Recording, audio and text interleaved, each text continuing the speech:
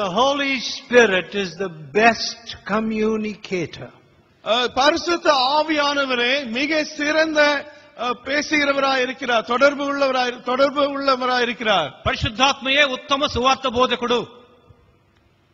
He knows how to communicate. எப்படி பேசுவது கிரியை செய்வது என்பது அவருக்கே தெரியும். సువార్త ఎలా అందించాలా పరిశుద్ధాత్మకు బాగా తెలుసు. To strike conviction in hearts when people are driving their cars. மக்கள் கார்களை ஓட்டும் பொழுதே இருதயங்களிலே பாவ உணர்வை கொண்டு வர முடியும். ప్రజలు కార్లు నడిపేటప్పుడే వారిలో పాపస్థిత కలిగించడం. Sitting before their television. இல்லைனா தொலைக்காட்சி முன்பாக மக்கள் உட்கார்ந்திருக்கும் பொழுது. Or sitting in a movie hall. இல்லைனா சினிமா தியேட்டரில் இருக்கும் பொழுதும் கூட. సినిమా హాల్లో కూర్చున్నప్పుడు there was silence. அப்பொழுது அமைதி உண்டாயிற்று. అంత నిశ్శబ్దం అయిపోయినది. No questions. அதற்கு மிஞ்சி கேள்வி கேட்கவில்லை. ఇంకేం ప్రశ్నలు రాలేదు. Listen. గమనించండి. వినండి.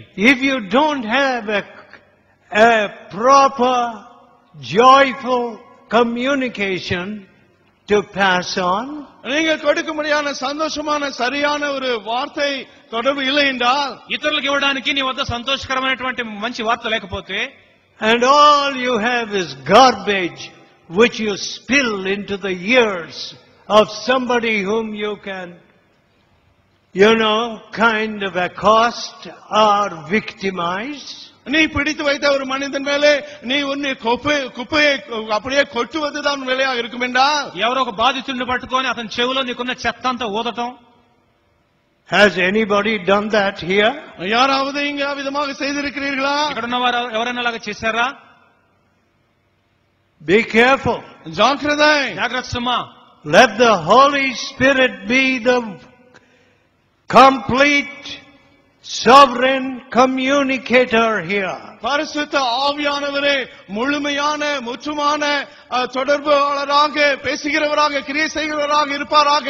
పరిశుద్ధాత్మయే సంపూర్ణమైన సర్వాధికారమైనటువంటి వార్తలను అందించేవానిగా ఉండనివ్వండి. Some of us little Lilliputians that appeared on the platform, பிரசங்க மேடையிலே we are of little account. பிரசங்க மேடையிலே காணப்படுகிற குள்ளர்களாகி நாங்கள் ஒன்றுக்கும் அங்கு கணக்கில் சேர்த்துக் கொள்ளப்படக்கூடியவர்கள் அல்ல.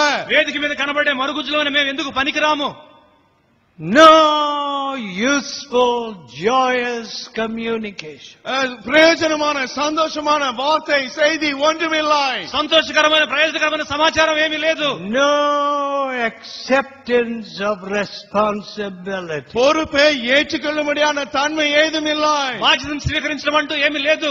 I say, நான் சொல்கிறேன், నేను చెప్తాను, if I am not Christ-like, நான் கிறிஸ்துவை போல இல்லாமல் இருந்தால், నేను క్రీస్తుని పోలి లేకపోతే, what right have I to speak His words? அவருடைய வார்த்தைகளை பேச எனக்கு என்ன உரிமை இருக்கிறது? ఆయన మాటలను బోధించే అధికారం నాకు ఎక్కడ ఉన్నది? I have no right.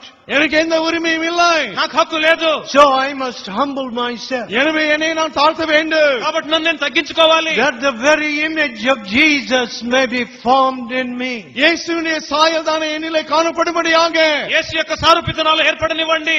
Then I say, பிறகு நான் சொல்கிறேன், నేను ఇంకా చెప్తాను, how is it possible இது எப்படி சாத்தியமாகும்? ఇది ఎలా సాధ్యము? that so many are worshipping images of all sorts? எல்லா விதமான ரகமான சொரூபங்களை இவ்வளவு மக்கள் ஆராதிக்கிறார்களே. ఎంతో మంది ఇన్ని రకాల బొమ్మలను పూజిస్తున్నారు.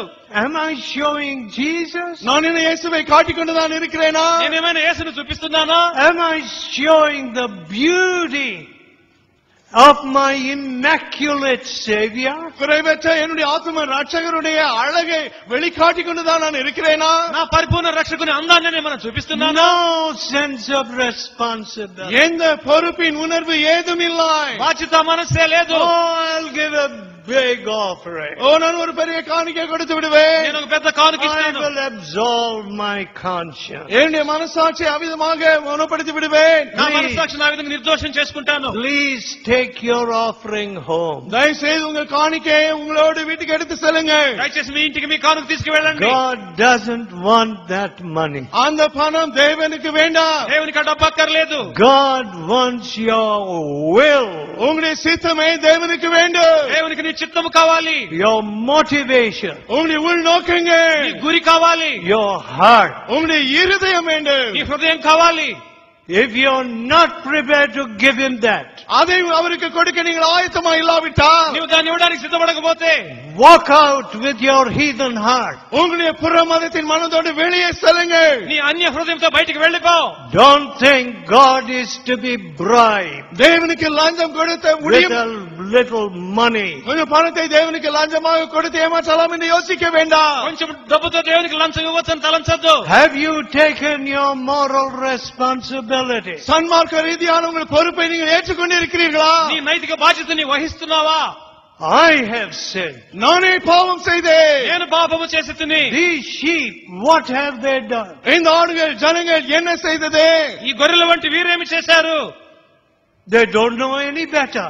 அவர்களுக்கு அதை காட்டு சிறந்த ஒன்று அவர்களுக்கு தெரியாது. వారికి మేలైందేమీ తెలియదు. So they run to the rivers to absolve themselves with the water. எனவே தங்கள் பாவங்களை கழுவும்படியாக ஆறுகளுக்கு ஓடுகிறார்கள். నీటితో నిర్దోషులు అవడానికి నీళ్ళ దగ్గర పరిగెడతా ఉంటారు. They go through the motions of worship அவருடைய and their prayers and chants. அவருடைய மந்திரங்களை வேதங்களை உச்சரிக்கிற எல்லா அந்த பக்தி சம்பந்தமான காரியங்களை எல்லாம் செய்கிறார்கள். శ్లోకాలు వల్లిస్తారు, భజన కార్యక్రమాలు చేస్తారు. And go back to their vomit. அவர்கள் திரும்பி கக்கினதை தின்ன செல்கிறார்கள். తిరిగి వారి వాంతికి వారు వెళతారు. These sheep, இந்த ஆடுகள் ఈ గొర్రెలు they don't know better because I never gave them the light. அவர்களுக்கு நான் வெளியே ஒருபொழுதும் கொடுக்காததினாலே அவர்களுக்கு மேலே ஒன்றும் தெரியாது. నేను వాటికి అన్నడు వెలిగి ఇవ్వలేదు కాబట్టి ఇంతకంటే మేలైంది వాటికి తెలియదు. Let this punishment be upon me. இந்த தண்டனை என் மேல் வரட்டும். ఈ శిక్షను నా మీదకు పంపించండి. If you turn to the book of Jonah, யோனாவின் புத்தகத்தை நீங்கள் திருப்பீர்கள் என்றால், యోనా గ్రంథాన్ని మీరు చూసినట్లయితే, it is amazing how this man who sought to run away from God's will, தேவனுடைய சித்தத்தை விட்டு விலகி ஓடும்படியாக முயற்சித்த இப்படிப்பட்ட இந்த மனிதன், దేవుని చిత్తం నుండి పారిపోవడానికి అతను ప్రయత్నించిన వ్యక్తి, in the midst of that storm, what did he say to the mariners? அந்த புயல் மத்தியிலே அந்த படகுல இருந்த இடத்துல அவன் என்ன சொன்னான்? తుఫాను వచ్చినప్పుడు నావికులతో ఏం చెప్పాడు ఈయన? When they realized in the 10th verse, first chapter, 1వ అధికారం 10వ వచనం, మొదటి అధ్యాయం 10వ వచనము, for the men knew that he fled from the presence of the Lord அவன் கர்த்தருடைய because he told them. அவன் கர்த்தருடைய சமூகத்தினின்று விலகி ஓடி போகிறான் என்று தங்களுக்கு அறிவித்ததினால், తాను యెహోవా సన్నిధిలో నుండి పారిపోతున్నట్టు అతను ఆ మనుషులకు తెలియచేసి ఉండిన గనుక, Then said they unto him, அவனை நோக்கி சொன்னார்கள், వారి సంగతి తెలుసుకొని, what shall we do unto you? உன்னை நாங்கள் உனக்கு என்ன செய்ய வேண்டும்? నీకు మేమేం చేయాలి? That the sea may be calm unto us. சமுத்திரம் எங்களுக்கு அமரும்படி. సముద్రం నిమ్మళమవునట్లు. 12th verse. 12వ వచనం, 12వ వచనం, And he said unto them, அதற்கு அவன், యోనా వారితో, take me up, நீங்கள் என்னை எடுத்து నన్ను తీసుకొని cast me forth into the sea. சமுத்திரத்திலே போட்டு விடுங்கள் என்றான். సముద్రములో పడవేయుడి. So shall the sea be calm unto you. அப்பொழுது சமுத்திரம் உங்களுக்கு அமர்ந்திருக்கும். అప్పుడు సముద్రం మీ మీదకి రాకుండా నిమ్మళించును. For I know எனக்கு இது தெரியும், నాకు తెలుసు, that for my sake என் நிமித்தம் నన్ను బట్టియే this great tempest is upon you. இந்த பெரிய கொந்தளிப்பு உங்கள் மேல் வந்தது என்பதை நான் அறிவேன் என்றான். ఈ గొప్ప తుఫాను మీ మీదకి వచ్చెను. There's a terrible drought in New South Wales and parts of Australia.